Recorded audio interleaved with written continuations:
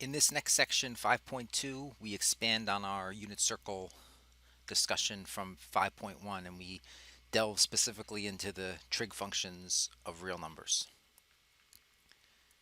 So we'll start by going through the trig functions, then talk about the values of the trig functions, and then just talk about a couple of identities, not all of them, but just a couple of them. So if you remember what a function is, it's a rule that assigns to each real number another real number. So we're going to actually use the unit circle to define the trig functions now. So what's going to happen is, if we recall, when you're on the unit circle, the distance that you traveled around the unit circle, that was called the t-value, and we always started at the point 1, 0, and we would rotate counterclockwise if we were calling t a positive number, and we were rotating clockwise if we called t a negative number. And then what happens is, of course, we arrive at some point on the unit circle xy. Okay, so what's going to happen is our t value is going to be our input, and that point is going to determine what our output is in these trig functions. So what ends up happening is, of course, like we just said, t is the distance around the unit circle, arriving at some point xy on the unit circle. So we can define the sine of t as being the y value at that point, the cosine of t as being the x value at that point, the tangent of t as being the ratio of the y value to the x value, right? So y divided by x. And then, of course, the cosecant, secant, and cotangent were just defined as reciprocal functions, right? So the cosecant is going to be 1 over the y value, right? The secant is going to be 1 over the x value, and the cotangent is going to be x over y. Because again, if you remember, cosecant is really 1 over the sine t. So if you have 1 over y, there it is. And then the similar thing with secant of t. Secant of t is 1 divided by the cosine of t, which is 1 over x. And then tangent, they don't have this written here yet, but if you recall, just looking next to it, right, what was y? Y was the sine of t. What was x? X was the cosine of t. So another way to write the tangent is to write it as the sine of the t value divided by the cosine of the t value, right? Because y is the sine of the t value and x is the cosine of the t value. And these are known as circular functions, right? The thing you have to remember is t is going to be the input, and then the point xy determines what the output is. So find the 6 trig functions of each given real number. Pi over 3. So if you remember, pi over 3 was one of those special triangle angles. It was actually the 60-degree angle.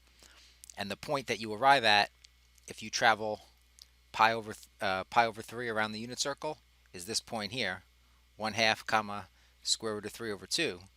So what's going to happen is the cosine of pi over 3 is going to be the x value, so it's going to be 1/2. The sine of pi over 3 is going to be the y value, so it's the square root of 3 over 2, and so on and so forth, right? So here you have it. That was the y value. That was the x value. This is y divided by x. This is 2 over the square root of 3. But if you rationalize this by multiplying by radical 3 over radical 3, you end up getting 2 radical 3 over 3, right? And the reciprocal of 1/2 is 2, and then the reciprocal of square root of 3, right? This is really 1 over the square root of 3. But if you rationalize this denominator by multiplying by square root of 3 over square root of 3, you get the square root of 3 over 3. All right? So those are all the trig functions of pi over 3. And then pi over 2 is actually easier, because if you see pi over 2, you actually arrive, right, since it's a quarter of the way around the circle, you arrive at this point, 0, 1, right? Because if you remember back to the angles, this was called a quadrantal angle. It doesn't end up in any quadrant. It ends up right at the point 0, 1. So then what would happen here is the sine of pi over 2, it's the y value right at that point, which is 1. The cosine of pi over 2 is the x value, which is 0 at that point. And now this is where it gets weird, right? Because the tangent of pi over 2 would be y over x. I wrote y there, my fault. The y value there was 1, right? The sine of pi over 2 was 1. Now this is where it got weird, right? Because tangent of pi over 2 is going to be y over x, so it's technically 1 over 0, but if you remember, 1 over 0 is actually undefined. So the tangent of pi over 2 was undefined. And then the sine of pi over 2 was 1. The reciprocal of 1, if you remember, is also 1. So the cosecant of pi over 2 was going to be 1. And the cosine of pi over 2 was 0. So if you flip this, right, if you flip 0 over 1, basically, right, or 0 over any non-zero number, you get some non-zero number divided by 0. So the reciprocal of the cosine, which is the secant, is also going to be undefined, right? You don't want to say equals undefined. You just want to say it's undefined, all right? So the tangent of pi over 2 is undefined, and the secant of pi over 2 is undefined. And did I miss the cotangent? I guess I missed the cotangent, right? The cotangent was 0 over 1 as opposed to 1 over 0, so it ended up being 0. Right? And then this table here, table 1, is extremely important. This table eventually should probably be committed to memory. You should probably memorize this table.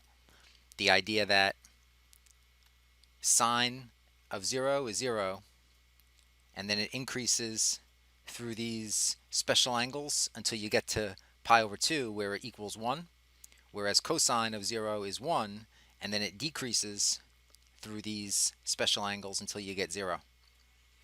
And then everything else, honestly, can just be defined in terms of the sine and cosine, so it's easy, right? You don't have to memorize tangent, cosecant, secant, and cotangent because they all relate to sine and cosine, right? So, right, if I wanted to do the tangent, I would just do the sine divided by the cosine. So it's a half divided by the square root of 3 over 2.